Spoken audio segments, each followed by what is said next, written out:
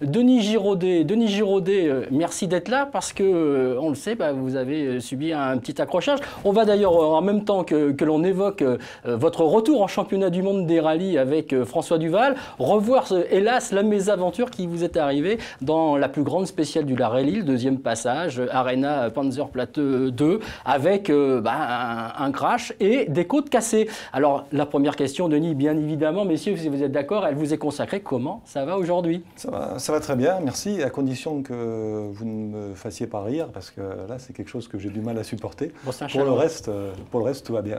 Bon, on va revenir, on va revoir les images, on va voir les images et les revoir de cette sortie avec François Duval, dont c'était le retour en championnat du monde.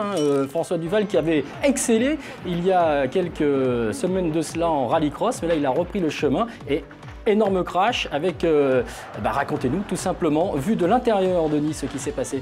Alors, je peux vous le raconter, mais uniquement après avoir vu les images, parce que j'ai un petit blanc de 3 minutes entre le kilomètre 10 et le kilomètre 6 de la spéciale. Dans le choc, j'ai perdu un peu ce qui s'était passé avant. Donc, manifestement, on est arrivé un petit peu trop vite dans ce virage à droite. Et la voiture a sous-viré et malheureusement dans cette spéciale, il y a peut-être les 2/3 qui sont bordés par des blocs de béton qui sont là pour retenir les chars de l'armée américaine qui s'entraînent sur ces pistes.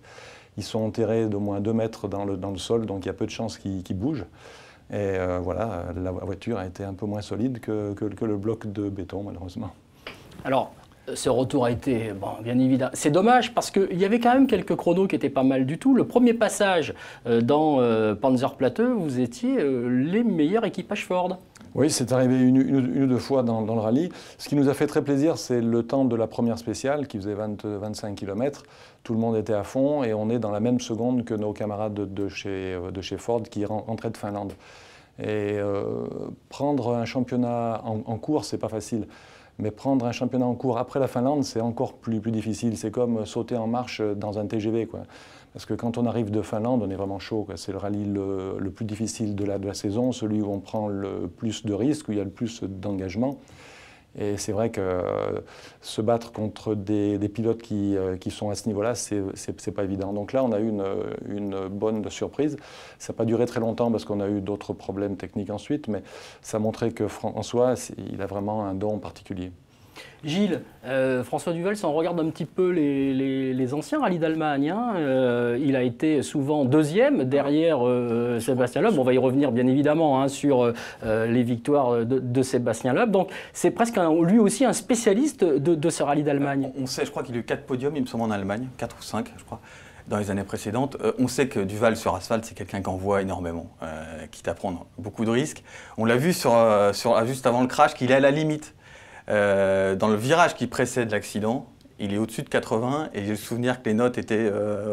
En fait, je lui annonce un sommet 80 en frein, c'est-à-dire qu'il faut commencer à freiner pour un virage à droite ensuite. Et on est arrivé un petit peu vite. Ouais. Bon, il se trouve aussi que je lui avais annoncé le temps partiel par rapport à Solberg, puisque toutes les 2-3 minutes, notre équipe nous envoyait un écart. Dans un premier temps, par rapport à notre équipier, Jari-Matti Latvala, que nous avions demandé comme référence après l'abandon d'Irvonen. Mais quand ils ont vu qu'on perdait beaucoup trop par rapport à Solberg, ils nous ont envoyé les écarts avec Peter. Donc toutes les 2-3 minutes, je disais, ben voilà, on a encore perdu 2 secondes, 1 seconde. Et c'est vrai que ça nous poussait à aller de plus en plus vite. Et la fin de la spéciale aidant, on est un peu plus fatigué. Et voilà, une petite erreur, quoi.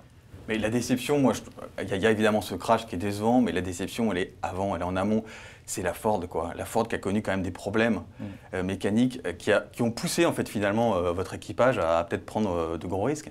Ouais, c'est sûr qu'on n'aurait pas cassé ce cardan dès la deuxième spéciale. On aurait eu un déficit de 2 minutes en moins, on se serait retrouvé au contact de Ogier, Latvala, et effectivement, ça aurait été un rallye complètement différent. À tel point que François, qui finançait une partie de cette opération, était prêt à abandonner après notre problème du premier jour et remettre une partie de son investissement sur le rallye de France. Hein, on sent qu'il veut y aller. Au rallye de France, il l'a dit d'ailleurs à la fin de la course, il espère pouvoir y aller.